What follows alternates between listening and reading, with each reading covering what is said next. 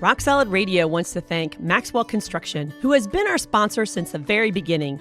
For over 30 years, Maxwell has delivered the highest quality projects by holding to their core values of customer satisfaction, positive attitude, respect, and excellence. So if you have any kind of commercial construction need, give Maxwell Construction a call today at 812-537-2200.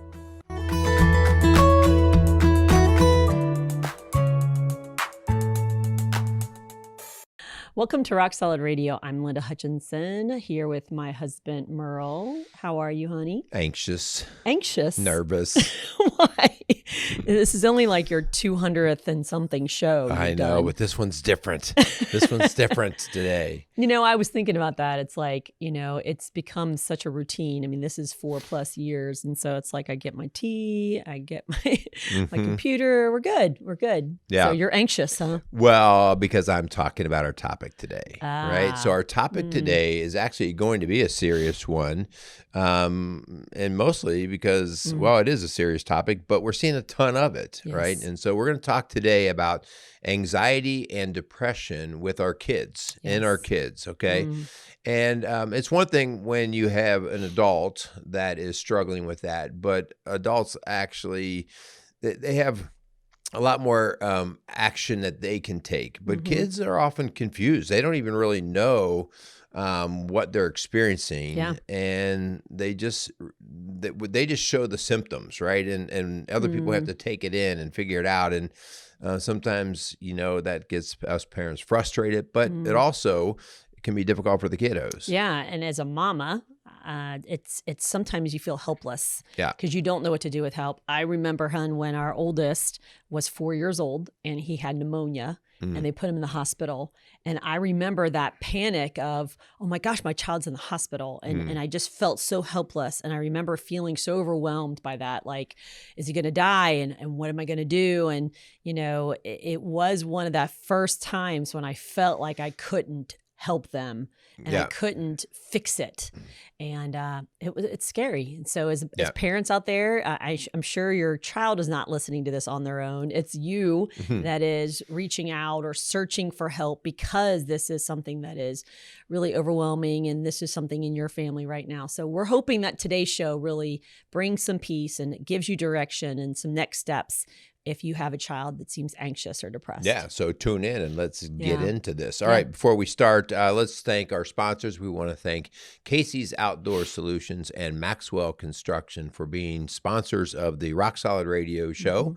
So for any of your landscape needs or your construction needs, contact Casey's or Maxwell Construction to let them help you out. And so we just greatly appreciate those guys as usual for them continuing to support our messaging. Yeah, and so before we jump into this topic with our kids, we do want to say something. If this is the very first time you've ever listened to Rock Solid Radio, it is part of a ministry of a larger organization called Rock Solid Families. And so Merle and I do faith-based coaching, and we work with individuals, sometimes kiddos, couples, families, and sometimes our kids are picking up on tension or insecurities or fears that are coming from mom and dad. And so if you are listening to this show and then you realize that maybe the tension or the anxiety is starting from me or us, then get help for that, okay? And so we do faith-based coaching every day in our office. We do it via Zoom all the time, and you can reach out to us at rocksolidfamilies.org. Or maybe your child is anxious because they pick up on some tension between you and your spouse. And so if that's the case, we have programming that can help you as a couple and as a family. And so really you can go to our website, rocksolidfamilies.org, or you can reach out to us at our office at 812-576-ROCK. So if this show kind of pricks your heart of, yeah, maybe that's why they're anxious, maybe that's why they're sad, because mom and dad aren't together anymore or we're fighting, then please, please get to the source to help heal your family right. Hun, as you say that, I just want to kind of express something that has been, it comes up every now and then, but oftentimes we will get parents that ask us whether we will work with their child. Mm-hmm. Okay. And we don't say never to that, but I think that it's worth us stating that sometimes parents feel ill-equipped to help their kids through anxiety and depression. And so they want to talk to a professional. And I think one of the things that we want to help you with is it's really difficult for us to greatly impact your kid like you can. Yeah. And so we don't ever say no to working with children, but we are so much ahead of the game at helping you guys if we actually can help you with the parenting of a child going through this, because you are the frontline counselor in that kid's life. And if you're feeling overwhelmed, then rather than bringing your kid in to talk to a stranger who they're probably not very comfortable with, and it's going to be such a short duration that it oftentimes just proves to be very fruitless, come in and let's work on some parenting approaches to help your kids, not with just depression and anxiety, but with a host of other things, behavior problems and things like that. And I think sometimes it's because parents are overwhelmed, but sometimes they just feel like, they have no clue where to start. Yeah, they feel ill-equipped. Yeah. And, so part of our approach is that if you reach out and said, my 6-year-old has anxiety or my 12-year-old has anxiety, part of our approach is we want to meet with you as parents first. Right. And alone, without the child, because we want to be able to talk freely. We want to see what's been going on. Maybe there is something in the home, in the marriage that's going on that maybe you wouldn't have brought up if the child was in the space with us. Maybe there's things you've tried that have worked or haven't worked. Maybe they're on medication. Maybe they are talking to a doctor, whatever. We want to have that conversation first and then create a plan together. As you said, hon, and you're so right, like you are the front line there. You're with them a lot more hours than we are. And so if we can equip you and help you have some tools, then that's really what the show is about today too. Right. Is that we're not just trying to drum up business. No. We're trying to equip you so that you can help your child deal with some of these insecurities and fears and anxieties they're having. All right. So let's get into our actual topic today, just about, we're going to talk anxiety, depression, but we could throw in some other things, ADHD and different things like that. But I think one thing, hon, that's just as a background, COVID has been blamed for a lot of things ever since COVID. Okay.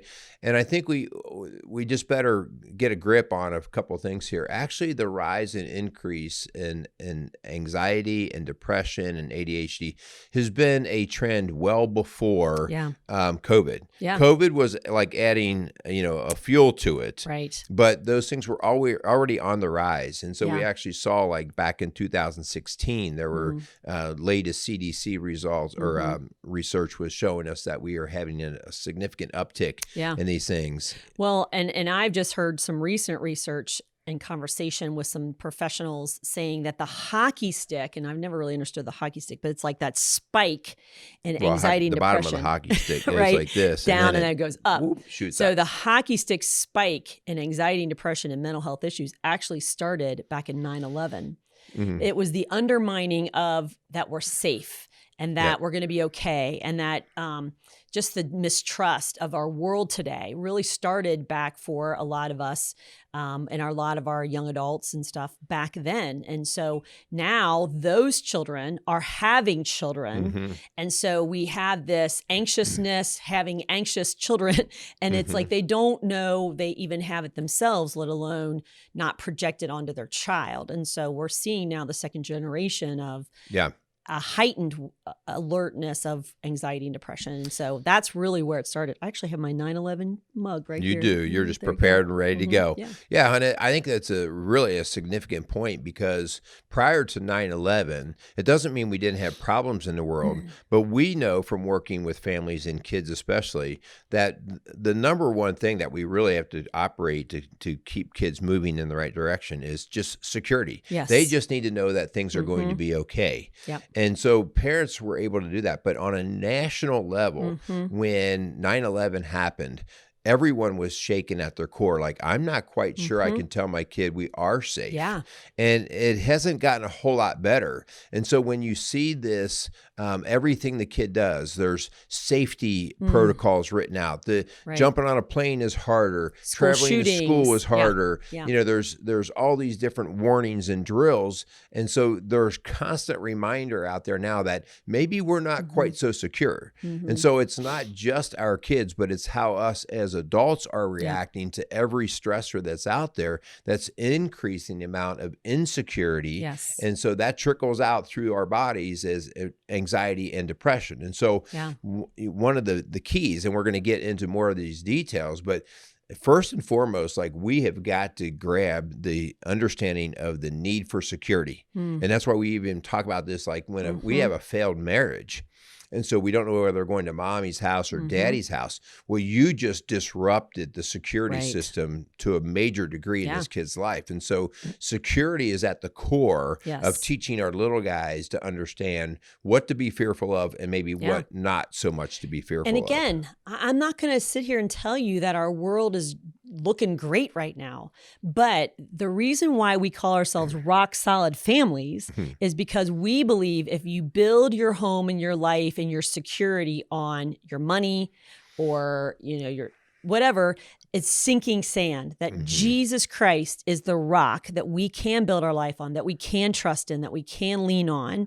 And that is unshakable. And so, man, the work that we do, we say we're not going to make any apologies. God and his word are going to be the power that brings peace, that calms fears in your child, in your marriage, in your family. And if you don't buy what we're selling, I get it, but good luck.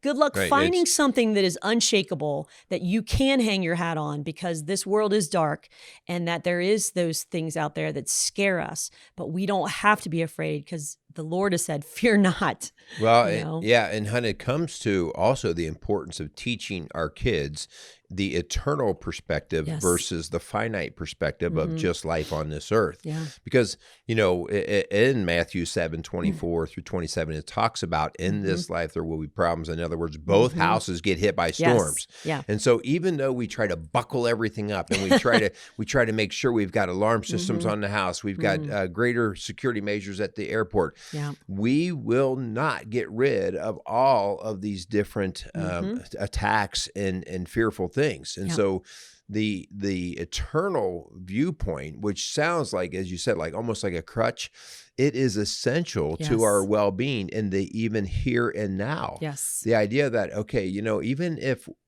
we die here, that we have something great beyond that. And that gives, you know, we know people that when they're very close to death, that when they finally come to terms with it, they'll even say, I'm ready to pass now. I'm at peace. I'm ready to pass, and they have peace. And it's, you know, to somebody who doesn't believe in that eternity, they're even more fearful, like, this is it right here. This is it. And there is a direct correlation between faithlessness and mental health issues. Yeah.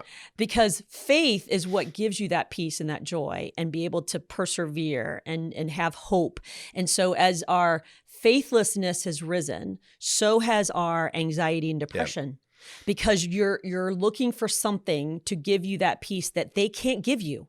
Even if it's a spouse who betrays you, even if it's a parent who abuses you, that is because we've put our trust in humans. We've got to put our trust in something that is trustable, that is unshakable, and that is the rock of Jesus Christ. And so if you're listening out there and you're a parent who is so desperate to help their child and you've not allowed them to feel that presence and the protection of God, you've left the greatest tool out of your toolbox, and that is the rock of Jesus Christ. And so if you don't have that in your life and you don't even know where to begin, call us. That's what we do every day. And it's such an important point because it is the human nature to want to seek out anything and everything they can to provide security. Right. Without even bringing God in the picture. People will be superstitious and they will wear the right shirt on a certain day to make sure things go. They'll have a rabbit's foot in their pocket for their lucky charm. Okay. I even ate the other day chocolate flavored Lucky Charms. What does that have to do with anything? Because it made me feel like I was even going to be luckier that day. And so the idea there that people are always looking for that edge to provide some security, something that's going to bring them up up to their game. Yeah. Okay. So it's intrinsically inside of us. Yeah. But you're right. Like at the end of the day, it's a rabbit's foot. Yeah. If it were so lucky, the rabbit would still be alive. Okay. So the idea here is we've got to attach to something that we say, you know what, without a doubt. And Jesus Christ does some pretty crazy things that make us either reject him completely or say, wow, what he offers is amazing. So if your child you don't think is anxious and depressed, maybe they're angry, maybe they're acting out, you have behavior issues, maybe there's this hopelessness, despair, like they're all intertwined. And so these conditions sometimes are I can't even ever say that word, comorbidities. Yes. In other words, they coexist together. And so you may not think your child's anxious and depressed. They're just mad and they're disrespectful and they're acting out and getting in trouble at school. If you got them help and you really drill down, they're afraid of something. And we've really got to get them help to see what is it that they're so afraid of that they feel like they have to muscle up and be tough or bully or whatever that is. And let's go through just some signs because I think you just started on some of that a little bit, but let's just help because I think some of these could be a trigger like, oh yeah, I am actually, my kid is talking about that or complaining about that. So these are according to the CDC, but you know, Linda, you and I have worked with kids forever. I worked in the school for way more years than I liked. How many years was that? 20 years just at the elementary where I got to see this age group that we're talking about today, but 32 years in school. Yeah. And I'll even say like I had my own personal struggles with anxiety. Okay. And so those personal struggles sort of make it even something I'm more aware of. I catch it and see it in people and myself quickly. But here are some things, some words and some things that you can notice in your kids. One are just generalized phobias. Yes. Everything from I'm afraid of the dark to just going to certain places and always hovering around your leg and not wanting to leave your side. Okay. So lots of phobia type stuff. Yeah. So not just fears, but excessive fears. So you'll have these kiddos who they're afraid to go to school. They're afraid to go to church. They're afraid to leave your side. So those are kind of in relation to some of those phobias. Yeah. A lot of times we'll have kiddos who are afraid you're going to die. Yeah. Or they're going to die and they worry about the future. What if you and mom and dad do break up? What if we have to move out of this house? What if I have to leave my friends? Like they ruminate on things that are out of their control and really just seem irrational. Yeah. You might start to notice significantly different sleeping or eating patterns. Okay. And so I want to say that it's significantly different than what you currently see. If you always have a picky eater and your child's been a picky eater forever, and today, you know, is not a time that you run home and go, I think you have an anxiety disorder because you've always been a picky eater. No. But like if your kid normally eats, you know, a certain way and then all of a sudden their appetite is gone or all of a sudden they're gorging themselves and they're not going out and playing like normal, but they're sitting in front of the TV and they're just putting down a lot of junk food. These changes are things for you and I as parents to take note of. Yes, sleeping is huge. And oh my gosh, if you've listened to Rock Solid Radio at all, you know that we are not fans of the family bed because of this very reason, that usually when you have a child that sleeps with you or you sleep with the child, or maybe you all sleep together, there is usually at the core of that some anxieties and fears. Sometimes it's the child, but sometimes it's the parent. Yeah. Remember, we talked about the core of all this stuff is security. And so the family bed provides a very artificial form of security, but also keeps your kids stuck and the parents sometimes even stuck in this. Yeah. I think sometimes we talk about somatic symptoms. So somatic means body type symptoms. And these are headaches, kids who get lots of headaches, lots of belly aches, stomach aches, just maybe they just even ache throughout the body. And so when we have a heightened awareness of this with our kids, then that also could be telling us, okay, there's a lot of anxiety going on messing themselves, wetting the bed, things like that, having accidents. A lot of times that could be even a deeper issue of maybe something happened that they don't know how to handle, some abuse or some trauma that like they're so anxious about it. They don't know how to process it. So that's really a big red flag.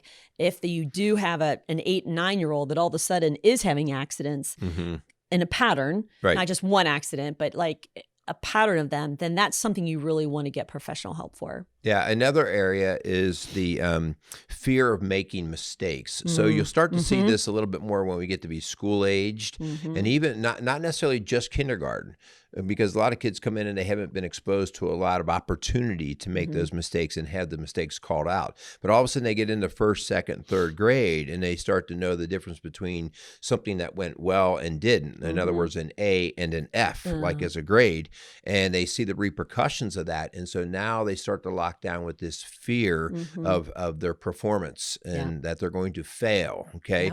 And so this is something for us to see where kids are starting to, they get sick on test days. All right. They don't want to go play the game. They have a bad belly. Yeah, we have a bad belly the day of the game. We have anxiety with those sort of things. And so these are things that you and I as parents just need to go, oh, wow, I'm seeing the pattern of this. Yeah, I remember our little guy. We just wanted him to pull a card because he was so fearful of getting in trouble. A behavior card for being bad. Yeah, because he was so fearful of getting in trouble. Like he wanted to be a people pleaser, right? He wanted to make everybody happy. And we're like, just pull a daggone card, like make a mistake, so that get over it. Just get over it. See that you can survive it. You'll live to tell about it. You'll live to tell about it. That's right. How about let's go through a couple different signs of depression because they are. So what's happening in the mind is very much the same thing at a chemical level. We've done shows on this before that we're talking about dopamine and serotonin, the neurotransmitters that are sometimes out of balance or sometimes the body is not producing them well, okay? And that could be for genetic reasons or a whole other host of different things, bad diet, sleep, all these things. But it might manifest itself, the stress might manifest itself more in a depression line rather than an anxious line. Yeah. And so some of these signs, some of them are kind of obvious, like just this overall sadness, this hopelessness, like nothing ever seems to go right, a mopiness, the Eeyore sort of That's approach. Right. Yeah. Okay. Yeah. Also, just loss of interest. They don't want to play ball anymore. They don't want to go to school anymore. They don't want to have friends over anymore. They kind of lost their desire to do life. And so that's not a kid. And so that's not a healthy kid. And so we really want to drill down as to, okay, what's changed? Maybe they are being bullied. Maybe they did fail and they don't want to fail again. And so helping them get back on that horse, getting back onto the field or getting back into the classroom. The last thing you want to do, and you did this, hon, as a school counselor, is those parents that said, I can't get them to school. Remember, they would say, the last thing you want to do, and you said, I did this? No, that you had to deal with, I should say, is the mom that they would miss day after day after day because they just couldn't get out of bed and go to school. And man, when you feed that and you allow that, one, you can get thrown in jail because you don't take your kid to school, but that just kind of feeds the fire. You feed the phobia, right? And so part of dealing with phobias is actually building up a desensitization of what fears you. And so, that's a whole different approach. We'll talk a little bit about that. Yeah. Other things, hon, we see this happen a little bit more with our middle schoolers into high school when they're dealing with depression and stuff. We'll see a lot of self-harm, injury where they're not having any feeling for life, and they're getting to the point of this numbness, and they have no interest in much at all. They're very dark and solemn, and so they'll start, in some cases, to hurt themselves. They'll cut themselves trying to feel again. Yeah. And also, they would maybe not eat at all and they'll become anorexic, or maybe they'll eat and then purge, they'll become bulimic. And so any changes in eating habits, sleeping habits, maybe they say, I haven't slept in days. Okay. Right. Or maybe all I can do is sleep. Those really intense changes are something you really want to see as a warning sign. Yeah. And kind of the elephant in the room that we just cannot not talk about is actual talk of death and or suicide. I mean, especially when we're talking about little kids. It's one thing when they've just realized that grandma or grandpa died and they have questions about death. But it's when they're talking about death for themselves. Like, I think I might be better off if I weren't here. I'm not sure why I'm here. And so when they're starting to talk about that death might be a better option than life, and it comes out in their age appropriate language, those are definitely red flags that we don't want to just ignore and act like, and as a trained professional, like when we hear things about suicide, we don't just say, oh, they're just trying to get attention. Right. And they may just be trying to get attention, but that's not the assumption that we can work and off actually, of. if you think that is the case, you still need to look at them and say, what you're saying is very serious. And so what I hear you say is you want to hurt yourself. One of the biggest myths that I really appreciated getting busted, I did some training with some chaplains and some ministers. And one of the biggest myths I heard from a professional in this field was the fact that talking about it gives them the thought. Okay. It actually takes kind of the wind out of the sail. It actually kind of takes this, it demystifies it. Yes, exactly. And so you're not going to talk your kids into suicide by talking about suicide. Right. I actually want you to talk about it around the dinner table. And we have teenagers. And so we've literally said, do you guys hear about kids harming themselves or wanting to die? And it's really sad that how much they say yes. Yeah. And we'll talk about it, even if it's not them, because then maybe the next question is, have you guys had thoughts about that? It's okay to ask that, because sometimes the kids just want to have a place to go with those thoughts and to be able to share that. And they're not trying to get attention. They're scared that they had those thoughts. And they don't know what to do about it. And so that is really a way to just get the elephant, like you said, hon. I'm so glad you said it that way, to get it out of the room. Say, just bring it up. Do you hear your friends saying that? Do you ever think that or say that?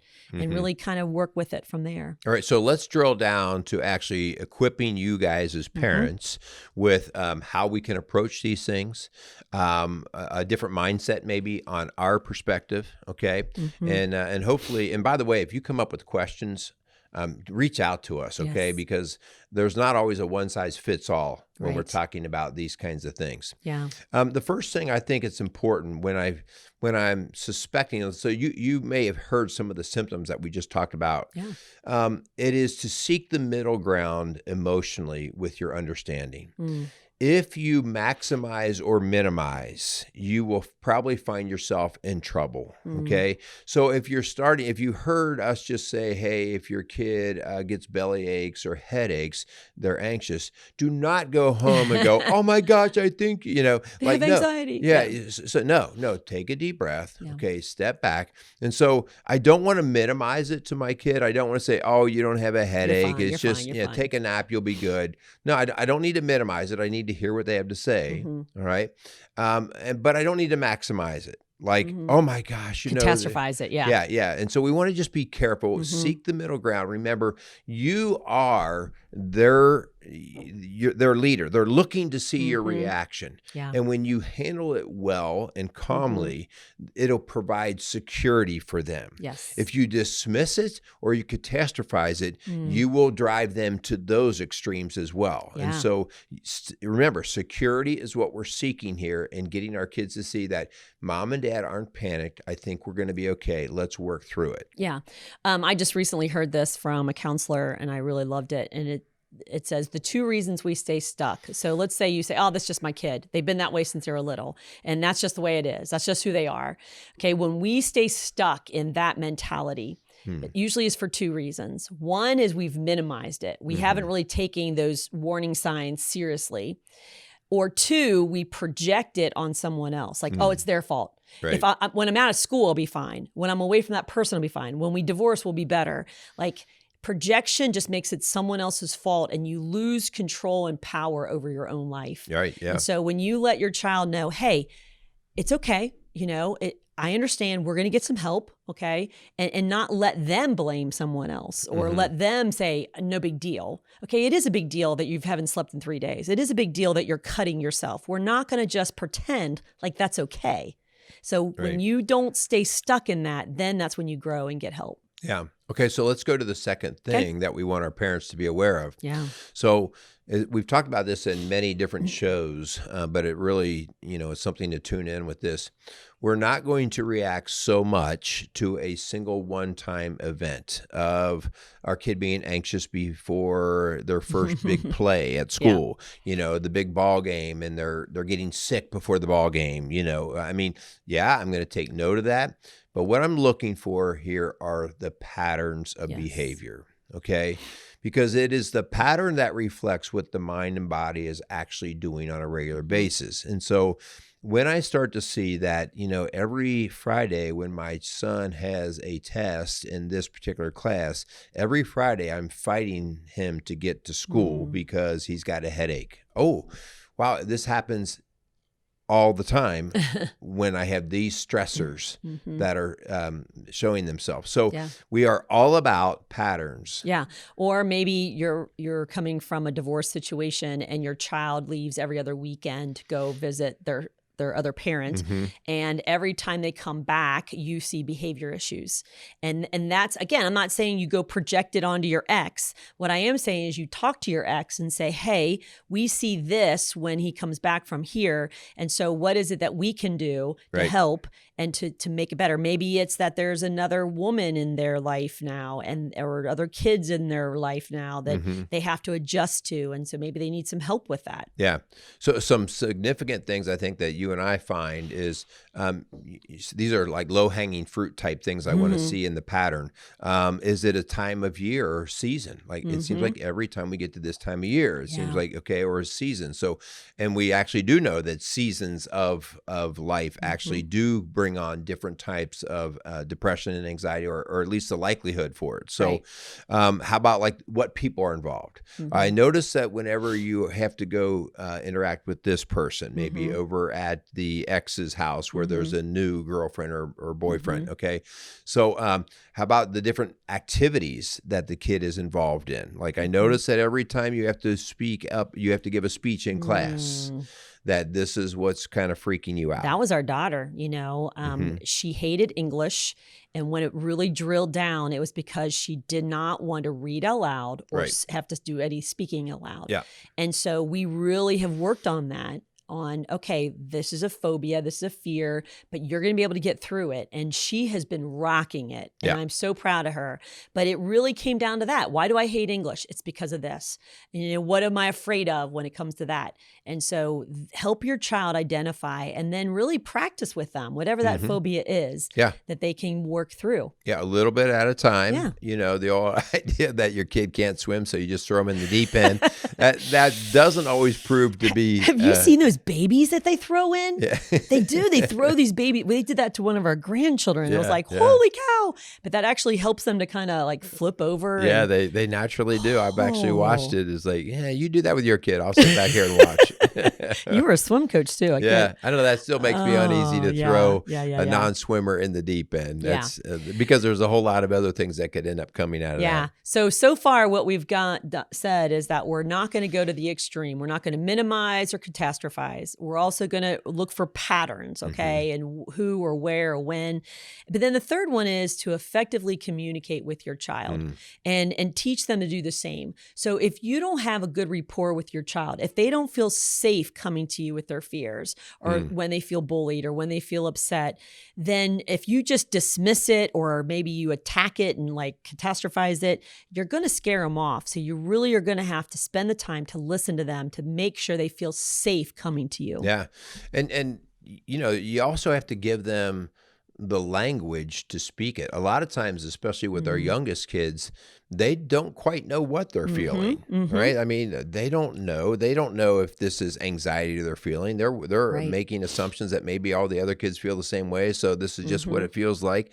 So you have to actually start to train up some kids, actually many kids, in we sometimes use emojis. Yeah. Emojis, when you see a smiley face, a sad face, a crying face, an anger face, you can show that to a little kid and you can say, okay, so which one is this? Okay, which one do you feel like right now? And it's all we're doing. It's not a game. What we're trying to do is we're creating language for them to communicate. Yeah, I actually work with a lot of kiddos, especially girls. We kind of internalize a lot more. And I do a little emoji game where I actually have these emoji cards and we do a little memory match and they may match grumpy. And then they have to give me an example of when they felt grumpy. You can get one of those little charts. You used to have one in your... Jim Borgman, remember? He used to have one of those little charts in your cartoonist for the office. Cincinnati Enquirer. But here's the point. screens have kind of hurt our ability to communicate and to express ourselves in a healthy way. We just kind of bury ourselves and hide behind a screen now. And so you've got to, as a parent, help your child. And you're going to have to be intentional at the dinner table, in the car, before bed. You're going to have to be intentional about communicating and really talking about feelings. How did you feel today? What happened there? How did that make you feel? Maybe even get I have a little mood meter chart where you can Google these and just print one off. Get a mood ring. A mood ring. Remember those? Yeah. I'm just teasing about the I'm mood just ring. kidding. Yeah. But to put a name to how you're feeling, that's really important. Yeah. So, okay, so now you as a parent, all right, one of the things that can be frustrating as a parent is feeling helpless yourself. And so there are some stages that we can go through, some low-hanging fruit in terms of what we can actually do simply, easily, and sometimes we just overlook it, like, well, we don't know what to do. But we're just going to run through quickly. Like, these are some good, quick checkoffs. Yes. Like, are we doing well on this and this and this? Remember, we're trying to create security, right? And so what would that look like? And so some simple things, I'll just run three of them. I use this all the time: sleep, diet, and exercise. These are natural antidepressants. Okay, that things that greatly impact those depression and anxiety in the mind. And so right off the bat, like even with my little kids, if my little kid is restless all night long and not going to sleep, or if he has no routine in bedtime, okay, or he's eating total junk food, sugars and carbs and all this stuff, all right, or if he sits on a couch all day long, there's three things right there I need to get after. I need my kid exercising every day. Exercise doesn't mean they go to the gym. It means they go out and they play. Ride your bike. Yeah, they run around. They yell and scream outside. They do these kinds of things because these things help to restabilize the mind. Yeah. So let's repeat those again, because this is the cheapest therapy you're going to get: sleep, eating, exercise. Yeah. Monitor your children and how they're doing there. And let me tell you, the number one culprit, which is number 4, which is causing number problem with sleep and exercise, is screens. Yeah. Okay. We are seeing a spike in mental health issues because of screens.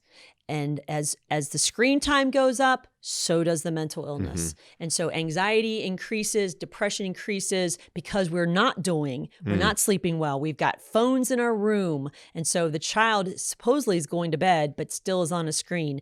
And they aren't getting out and climbing a tree and riding a bike because they are sitting with a phone or a tablet in front of them. So please, please limit those screen times. The CDC says 2 hours or less. Okay. Per what? Day. So, but the research also shows that if we want to stop addiction, less than 20 minutes at a time. Okay. Yes. So it's like that whole idea, even if I did 2 hours a day, especially for a young kid. Now that's all screens, by the way. That's not just TV, Chromebook at school, all of the above. And guys, here's the reason. Like, this is not just us chanting about this.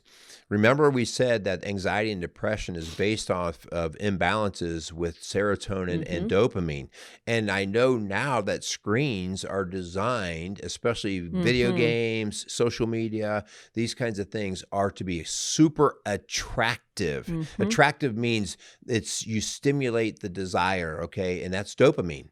And so when I have my kids hitting the screen a lot, I'm automatically inflating their dopamine production, which means that once it goes high, it's got to crash. Boom. It's got to come down. And so I've set my kid up for an addiction problem with dopamine through the screen. And it looked like an innocent piece of technology. As a matter of fact, I have kids that tell me that's how I relax, and they tell their parents, this is how I chill. And the parents buy it, hook, line, and sinker. Oh, well, they've been anxious or they've been sad today, so I'm going to give them a screen. But it does work. It's like it does work. It's like if I were a smoker and I'm feeling irritable and I go out and I smoke a cigarette. Right. Okay, because the nicotine is actually also playing with the dopamine. Yeah. And so it does work, but soon after it wears off, I'm craving it again. It's kind of like the heroin addict, you know, solve when you're with withdrawal is to shoot up again. You know, that's what they think, and that's going to make them happy. And we know it can just lead to bigger crash and a greater and greater addiction. You start to almost like crave it. You have to have it, or you start to withdraw. Yeah. And that means it's an addiction. Yeah. Another thing here, guys, is just who are your kids hanging around? Who are they hanging around? Who is their influence? Who's in their ear? Yeah. Especially when we start to get into those middle elementary years and into middle school, it's really critical, especially if we notice all of a sudden we've got behavior changes in our own kiddo. We're seeing anxiety, depression type symptoms. I do want to know who my kid is hanging around. Yep. I mean, it doesn't mean that those other kids are the evil one that are causing it, but if they're seeing out of another kid a darkness or a depressive sort of thing, there is a social contagion to what is going on here. Okay. And so I do want to monitor, like, okay, so who are you hanging around? What are you guys talking about? How are you spending your time? And actually, girls are horrible at this. The social contagion right now is an epidemic. And depression, I literally had a whole slew of girls, and they didn't even know they were each other were coming in, all from the same school. And some of them were friends. And it literally, they had this thing called their depression room. And they would go into their room and shut the door. And then they would like video themselves crying to one another or, having suicidal thoughts and having a plan. They would like read their suicide note to each other. And like, that's what they were feeding. And one kid would come into his parent and say, I think I'm depressed. And the child didn't even know what depressed is, but they've heard that word from their friends. And so please, if your child has a phone or a tablet or some way to communicate with friends, you need to be monitoring that. What is being said behind your back? Because gone are the days where you know who your friends are and know what's going on if you've allowed them to have this freedom without the responsibility of what's being said and done behind your back. Yeah, man, that's a big one right there. So here are a few that I just want to run through quickly. The idea of, these are some physical things that you can do. Teaching your kids how to do some breathing exercises. We know that when we are anxious, our heart rate increases and our breathing rate increases. And so all of a sudden, the body starts talking to the brain, and it sort of snowballs the anxious cycle. So by just grabbing hold of your breath, in other words, taking slower, longer, deep breaths. We naturally will try to do this where we'll just do a heavy sigh. Okay. But teaching your kid to do that more in a rhythmic way and just get a hold of your breath is just a helpful thing to do with your kids. Yeah. Self-talk. What are you allowing your child to say and repeat out loud? If they are the Eeyore, like, I'll never get any better, no one likes me. Okay. If you just perpetuate that and let that happen, you're going to, it's almost like a self-fulfilling prophecy. So help them with their self-talk. Maybe help them to pray, help them to replace those negative thoughts with truths. And if you don't have a relationship with God, again, here's where the problem comes, because you don't even know what those truths are. What are God's promises? How has God designed you? Why are you here? If you have not really drilled down into a faith for your family, a foundation that you can build off and your kid can build off of, then they're going to find that hope. They're going to feel that hopelessness. I mean, it's crazy to see that even in vitro, anxious mothers have more frequently anxious children. Yeah. And so we know that if the mother primarily, dad too, right, his mental health is important as well. But we know that especially in the nurturing years, that if mom is anxious, if she's depressed, if she doesn't handle her self-talk well, it is almost like this direct permeation right into the kid, and they start to show the same things. And so, like you said, hon, if you yourself are struggling in these areas and not knowing how to ground yourself, then, you could be part of helping the problem here by getting yourself some help. Yeah. Again, we don't want you to minimize their fears, but we also want you to reassure them you're going to be okay. I hear you. We're going to get some help. Okay. And no one's going to hurt you. Like, we're going to surround you with some healthy habits, with some changes, with some professional help. And so we have that coming in our door all the time. And we want to work with you as a family unit. Do not bring your child in, drop her off at the curb or him at the curb and say, fix him. Okay. This is a family system issue that we're going to work on. And if mom and dad are willing to say, what can we do? What do we need to change? Then that's when we can get real help for the child. One of the greatest things that we can change, and this is probably, we've seen it get more out of whack in the last 15 to 20 I know years. where you're going with this. Your kids have to have, for good mental health, they have to have predictable and healthy routines. Okay. And breaks. They have to be able to know that in our house, it's not a matter of whether they like it. Again, providing it's a healthy thing, that they have to know that bedtime is 8:00. They have to know that in our house we eat, in our house we work, in our house we do this. We do these routines allow your kid to have some predictability. Yes. Anxiousness is when I'm confused. I don't know what's coming next. Yes. And so any place I can put some predictability, it automatically will incorporate security, a secure feeling. And so it is so important, especially for our younger kids, that mom and dad are aware of the routines that they're establishing. And you know what? It really helps everyone. All right. We always love to break routines when we have Christmas break and all that. And then all of a sudden we got to get back into our routine because the house is going crazy. But I thought you were going to say this, and I know you're leading to this. It's got to involve margin. If you are eating out of your van, going through the drive-through, and the child is literally taking naps in the car because you're going to baseball practice or you got a football game or whatever, you're not giving that child that safe, secure feeling of predictability, okay? It is chaos, and that is happening in our world today. We are so overscheduled. We got 2 working parents feeling like they have to be the super mom and dad and take their child to every specialized special team and club team and all this special training. And it's destroying our peace in our home and our family. And especially if you have a young child that has to tag along while brother, sister goes to practice or you're sitting at a ball game, you're not helping that child feel safe and secure. And they don't have any normal bedtimes. Right. Eating around a dinner table, there's no predictability. Yeah. So you notice we've gone through 4 different ways to help your kiddos, to help your family, and we have not talked about doctors, therapists, or anything like that. The 5th way, and I put it as the last way, is because before I jump to, unless I had a catastrophic event happen, which we've had that. Something big, just some trauma in the life, okay? Unless I have that, if this is something that has come on to us more slowly, then I want to make sure we've done 1 through 4 things. So you can go back and re-listen to those, okay? But when we have exhausted those, or we feel like, man, we are doing everything we can here, okay? Then we seek professional help. This is where we do talk to doctors, okay? You did not hear Lynn and I say, no, medicine's ridiculous. It's no, like there's a place for all of that, but I got to make sure that I'm building the right foundation on all these other levels before I jump to the quick fix. Okay. So doctors, therapists, counselors, getting therapy, these kinds of things are extremely effective.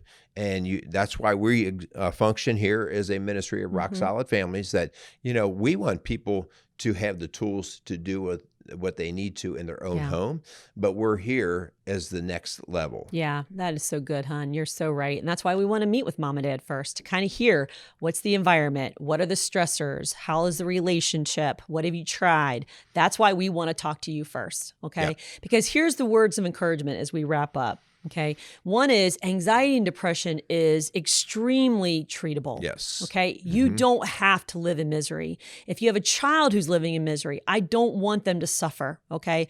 And if you have never gotten help for your anxiety and depression, it is treatable. Please, please don't stay stuck by minimizing the problem or projecting it on someone and make it someone else's fault.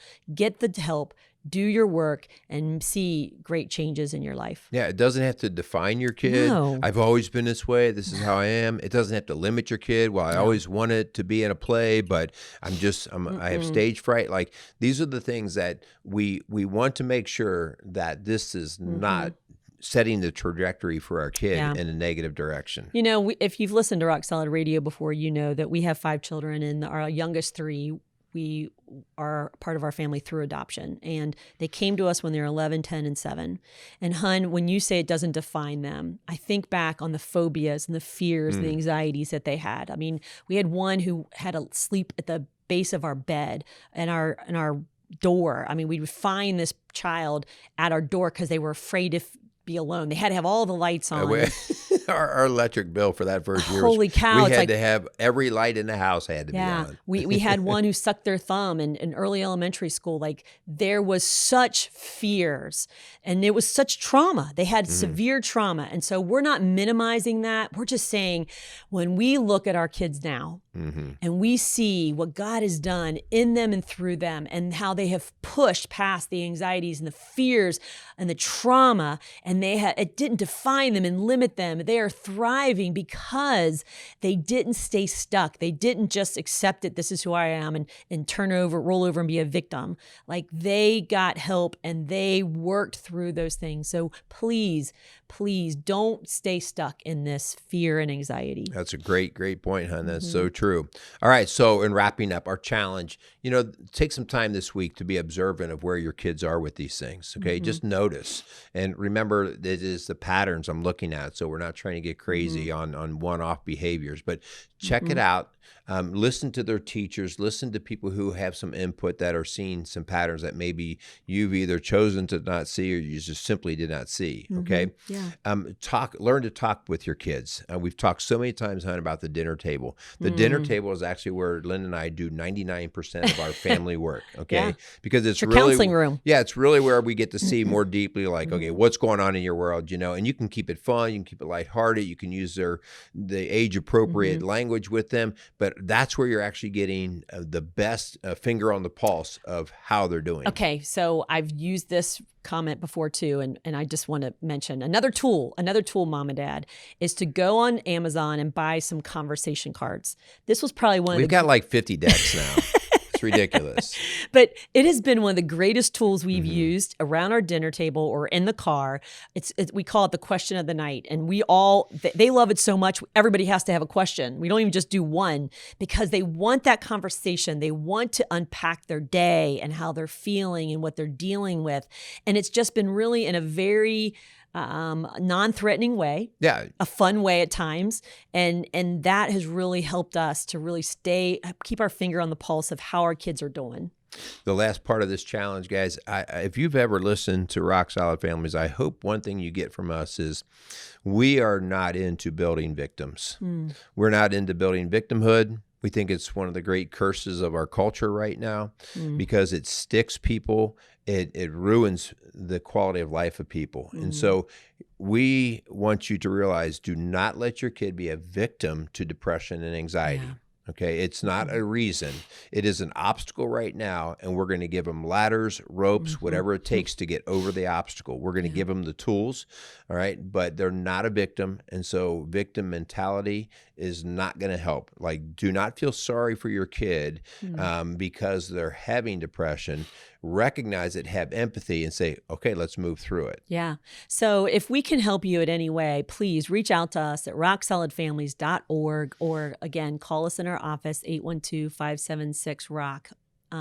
If we can't help you, we will connect you with somebody who can. And again, like we said, Merle has suffered from that personally. We've dealt with that in our family. We deal with this professionally. And so we've seen it, and we know these are things that can help. And it doesn't have to take a doctor or a medication. Oftentimes it's things that we can do just in our own home with our family. All right. So thank you for listening.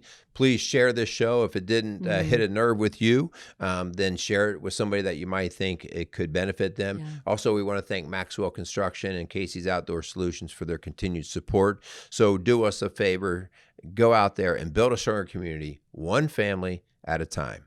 Make it a great day. Rock Solid Radio wants to thank Casey's Outdoor Solutions. Casey's is a premier garden center and gift shop located in Lawrenceburg, Indiana. They offer a wide selection of high-quality plants, landscaping materials, and home decor. They do amazing high-quality work and can help you transform your indoor and outdoor living spaces into something beautiful. So stop by Casey's Outdoor Solutions today and let them know you appreciate their support for Rock Solid Radio. Visit Casey's today at 21481 State Line Road, Lawrenceburg, Indiana.